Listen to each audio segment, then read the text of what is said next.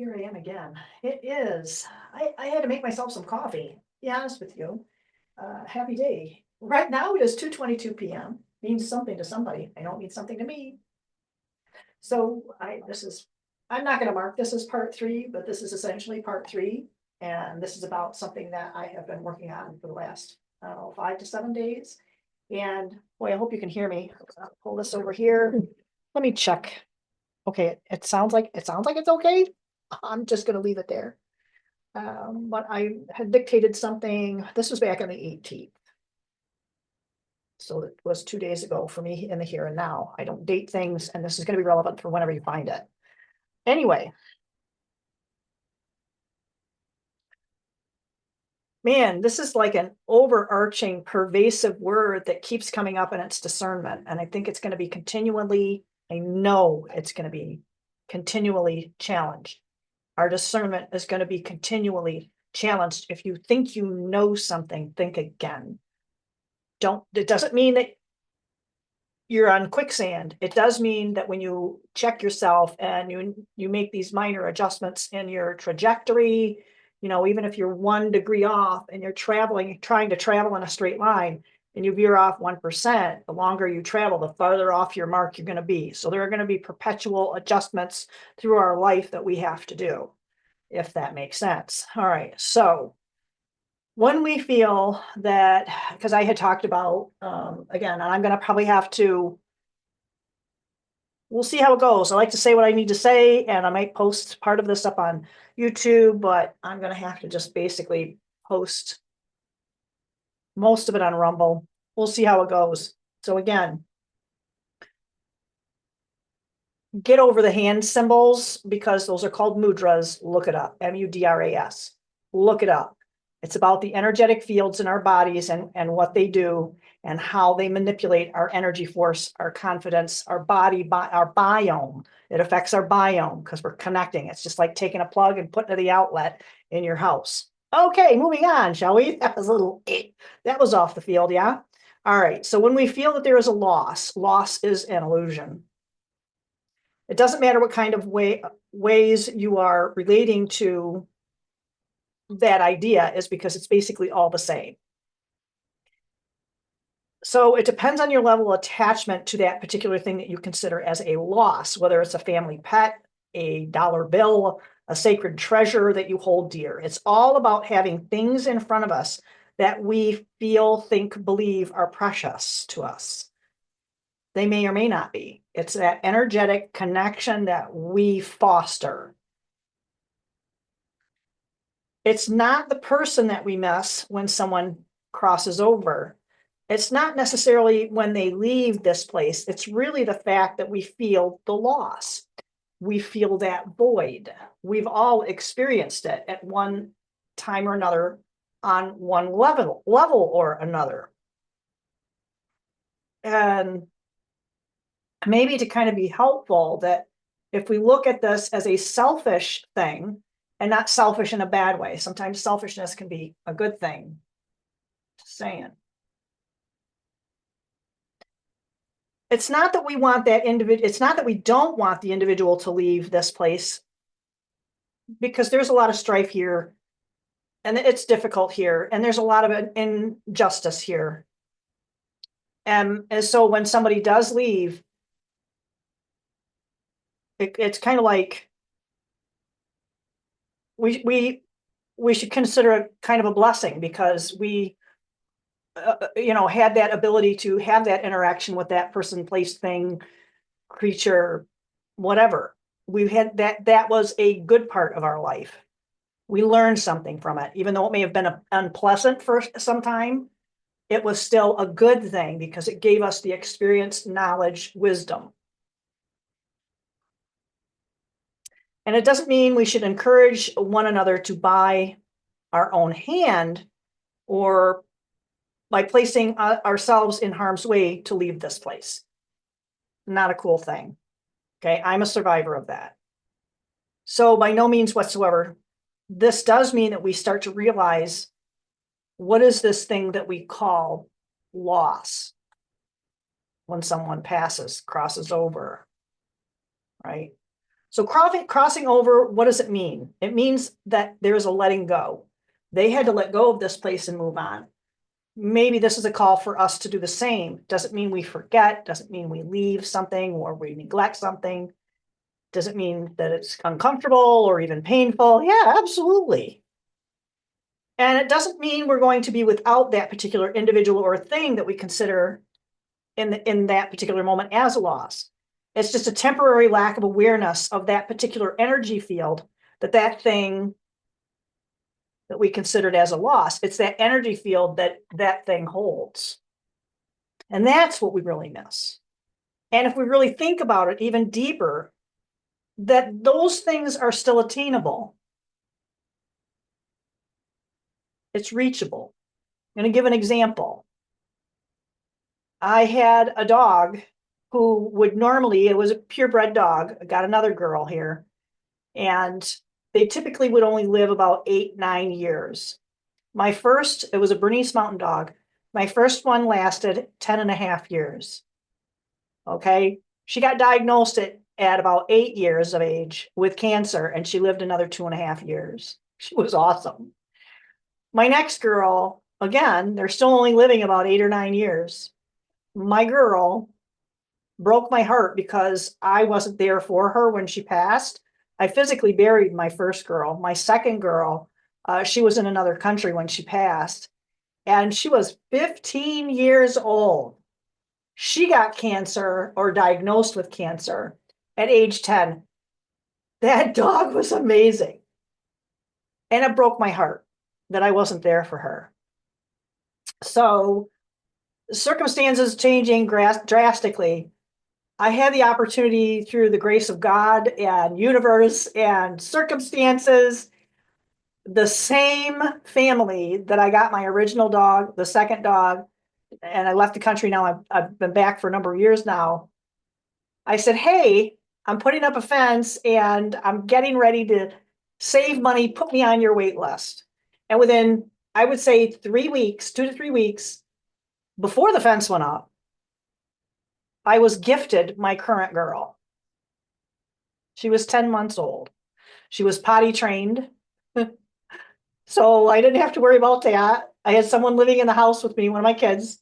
He looked after her during the day and I took care of her at night and spent the weekends with her. So, I mean, it was pretty awesome. I still have her. She's going to be 6, I think, this summer.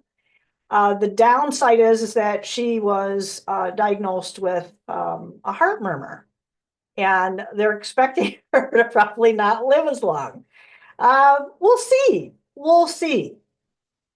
But this girl is different. I have never had a burner. You know, they call them Velcro dogs. All of them were Velcro dogs, except for maybe the first one. She was very independent. But still, Velcro dogs come over, sit down on your feet, if not in your lap, and they're stuck. They're stuck to you. This one's all over me like white on rice. So she is the most Velcro-y of the 3 so far. She almost looks exactly the same as number 2. And it's odd that my heart was broken, that I wasn't there for her, and I get this girl, and she's got a heart condition. So I am determined to give her the highest quality of life, whether she's here with me for a few short years or if she exceeds the second one I had. I'm open to it because I feel number 1 and 2 are in this girl, especially number 2. She's amazing. And I probably spoil her rotten. So I feel like getting back to that this whole idea of this loss, and it was really hard until I opened up to the idea of some of those bits and pieces of my previous girl is in this girl. She's not 100%, but I'm telling you, when I get home, she cries. She's so happy to see me. That's hard. That's really hard. You talk about a guilt trip. But all that being said, again, it's reachable. This feeling that I had with dog number 2 is in this girl. It's here. So ultimately, number 2 girl never left me. She's always with me.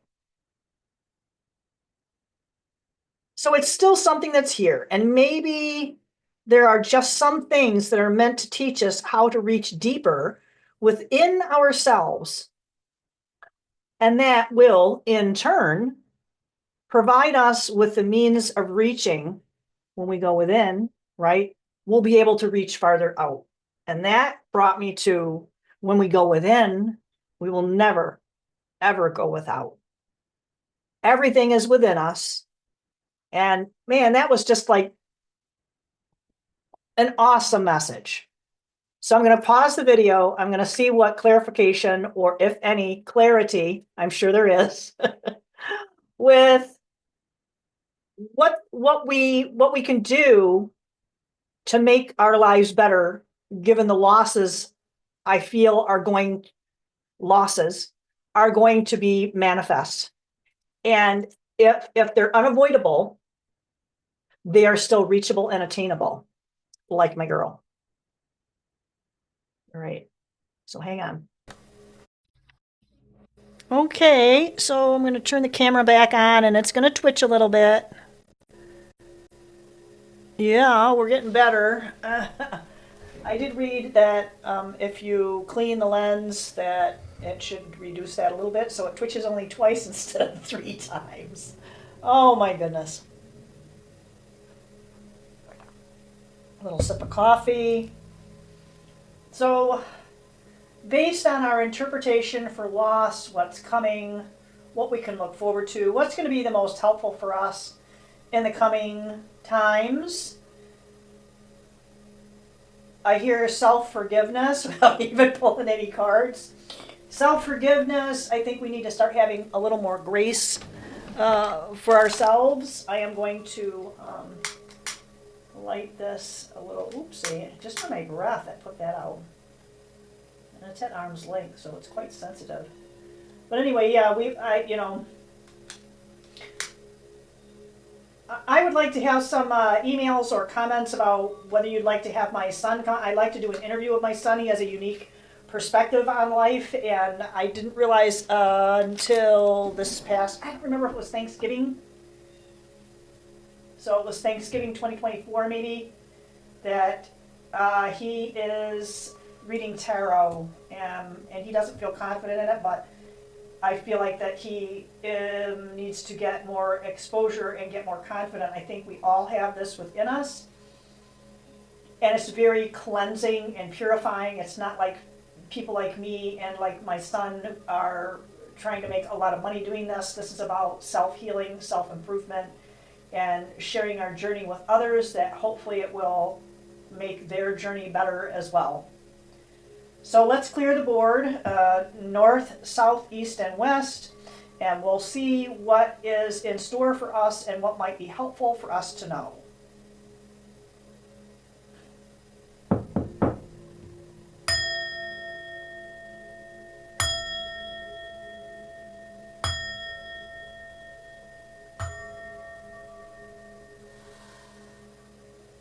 I'm trying to get more board space because it seems like I have so many cards that end up being out. And yeah, I mean, I really cleared everything out, so I have a lot of board that I get to play with now. And I still feel like, because we have a lot of really intense frequencies coming in, and you know, I'm not all about this. It's not to say love and light is bad, but we have to kind of find some balance with that. Otherwise, we end up getting caught off guard and getting taken advantage of. So let's kind of take that for what it is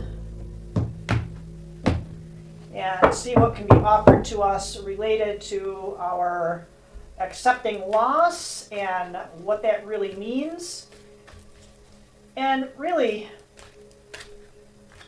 I'm kind of being asked to put this in a more specific text or context, really, is that this is about, you know, this 3D realm that we're in, and what does it mean to be here. So again, this is about discernment. Okay, if we need discernment, what do we need discernment about?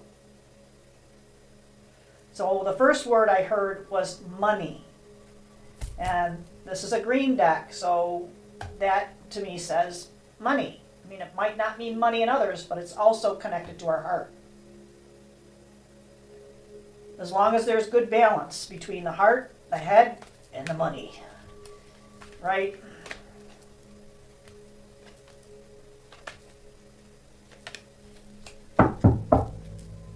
Let's take it from there. There's a lot of concern, and let's not make any rash decisions. These are not,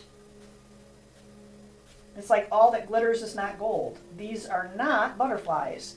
These are moths. Moths come out in the night. Moths come out in the night. She looks a little peevy. Look at her face. Sorry, but she looks peevy to me. And even her wings are moth-like.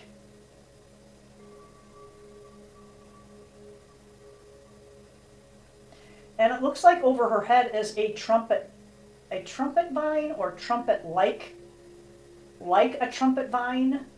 Those are very invasive. So it's like invasive thoughts, feeling like we're being peppered with some negativity, or things that pose themselves as light but are not. Oh my gosh.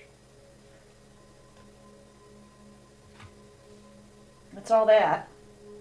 All right, so here we have justice. You know, this is, I think, probably the third or fourth time I've pulled the justice card out. And when I spoke to my son this morning, he said one of the cards that he had pulled was justice. And I said justice is karma, good karma, if it's due to you, if you've endured a lot. And then it's also karma to those who maybe have wronged us. I don't wish anything bad on anybody. But it is what it is, cause and effect and all, right? But there's an air of mystery to this one. And this is card number 11, right? And her sword is glowing. There's light on her sword. So it starts from her hand. You don't really see anything. And then the tip of it is glowing as well. So we might not see it's coming. We have inklings of what this justice means for us, or maybe for others. But also note that her scales are not quite in balance yet. She needs to have her scales balanced. She's in the process of doing that. And you know what, though? Yeah. Sometimes it's like the pendulum. We might not be catching this karma, or someone else might not be catching that karma in a balanced way. Ooh. It is balanced, but it appears differently to that other person. Ooh. Because notice, she's very open-handed. She's very willing to deal out what needs to be dealt. That doesn't necessarily mean needs to be dealt to us. I feel like this is being dealt to someone else. This is not being dealt to us. That's why there's an air of mystery. We don't really see what's going to be happening yet. And, you know, they say the scales of justice, but this justice has wings. So when it comes, it's going to be swift. And it is going to be justified. Ooh, yeah, like that. This is probably one of my favorites. These cards are so beautiful and intricate. You can pause that in the video if you'd like to take a good look at her. The Empress. Okay? She's holding a I don't know, there's a proper word for it, but she's got that little bundle of wheat. Wheat is bounty, not going without. Cords, there's something about cords, and not necessarily chevrons, but not cords as in tying a cord, but I saw the word chord, C-H-O-R-D, chord as in music, in sync. Orchestrated. And she's not bejeweled, but she has this confidence, this, I can't even find the word for it. It goes beyond confidence. It's like an inner knowing. A regalness. There's a regalness that we're going to be tapping into, that we have everything that we need. So it's like we are going to be tapping into this. This is not us. This is somebody else. This is someone else's thing going on here. We are going to benefit from it. We're going to benefit from this. We just got to make sure that we're not going to get wrapped up in somebody else's dookie. They're going to be getting the messages, and it's going to come in hot. Crown of fire. And it's smoldering. It's a smoldering fire. This is a cool card, too. Take that in, if you will. Look at all the orbs around her. That is so stunning.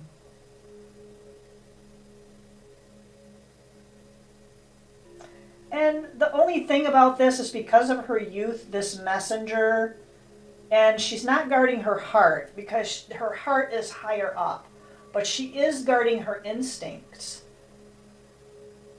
So she has this fire within and without and above. She is guarding this intuition. She's processing it. She's very much aware of what's going on. And, you know, it's like she's going to change everything, right? She's going to change everything. Oh, my goodness. Okay. There is definite change afoot. Card 10, not 11. Here's card 10. Right? So this is the Wheel of Fortune. You know, I've had this deck for a while now, and this card does not come up. And it came up earlier today, it came up yesterday, and it's coming up again today. So things are definitely shifting to the better. I feel like it's shifting to the better for us. It's up to us to claim our divinity and our strength as that royalty. Can you show us how we can do that, please? Because that can sometimes be a little bit elusive, and people will think it's more or less like a delusion. I'm going to take a sip of coffee. That is not a delusion.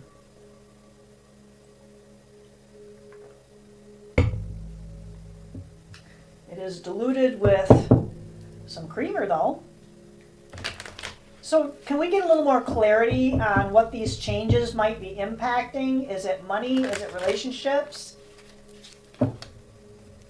Kind of hearing both, because it's maybe our relationship with money. Money is changing.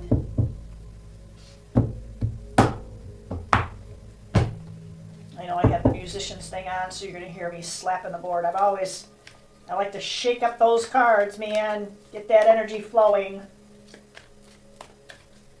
I think I've got like 20 some odd decks, and I can't use all of them all the time, so I really have a tendency to kind of give them a little slap-a-doodle-doo. All right, and I just heard Kachina knife after I draw 3. So I have to draw 3. 1, 2, 3. So I'm not sure if I'm going to be able to push these to the side. No, I can put them away. Okay. So just as, I might have this deck upside down. Yes, I did. All right. So again, more fire energy.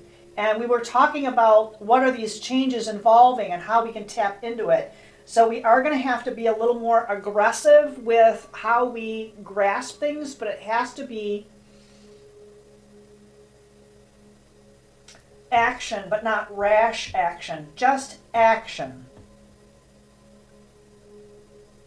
So we might have to ask for divine intervention, and somehow it's going to require strength on our part. So we're going to have to find, again, that balance within ourselves.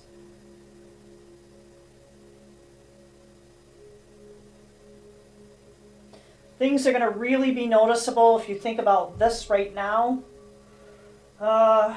It's going to be about in about 3.5 months. It's going to take us to come to some significant enough I don't want to say revelations, but realizations. Oh my goodness. So another major arcana.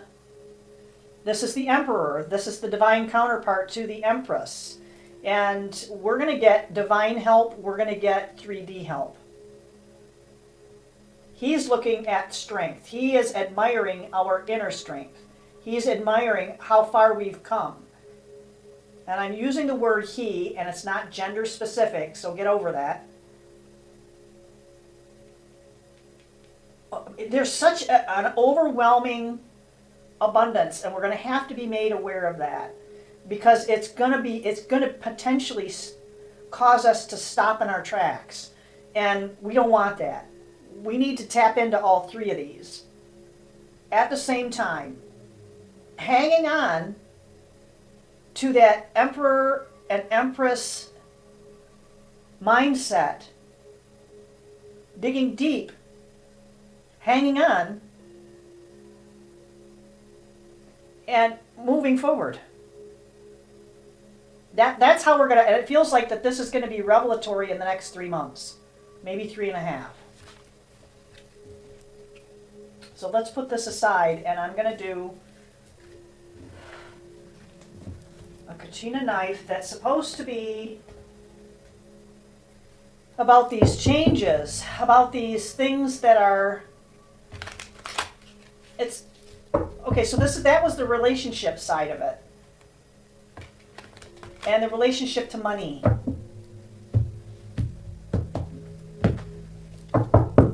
Right? Relationship to money.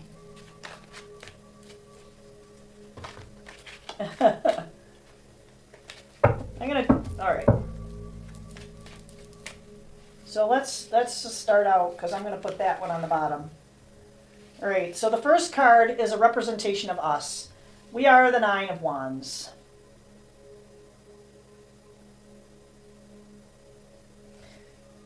So this is where we're at right now.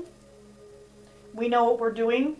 We're taking the measures that we need to take. We feel fairly well protected from what's going to be coming in. Yeah, we're definitely feeling pretty satisfied. Our money situation must be halfway decent. I mean, even though you might look at your numbers and you're going to say, nah, life pretty much sucks. Well, actually, these are things that he's looking away. We don't see our abundance. We need to have the mindset that we are abundant, that we have what we need in this given point in time. We are victorious. We are sitting pretty. We are sitting well. We still have to watch out for those jealousies, those jealous ones. But this is definitely a champion. I mean, even the horse is giving him the side eye, right? I don't know. Man, like, really? Oh, dude. Yeah. And so this is the recent past. I know I did this in a different order than what most would, but this is like holy crow, actually. Yeah. This is why I typically don't. I'm doing this upside down, so I'm a little discombobulated, but we should have more clarity now. So if we look back on where we were, we didn't see all these things, and we realized that these are self-imposed restrictions. Here's the clarity. Here's the clarity. We're going to know what to say and when to say it. Pretty cloudy here, isn't it? I mean, you see there's like this haze. She's got no clouds at her head.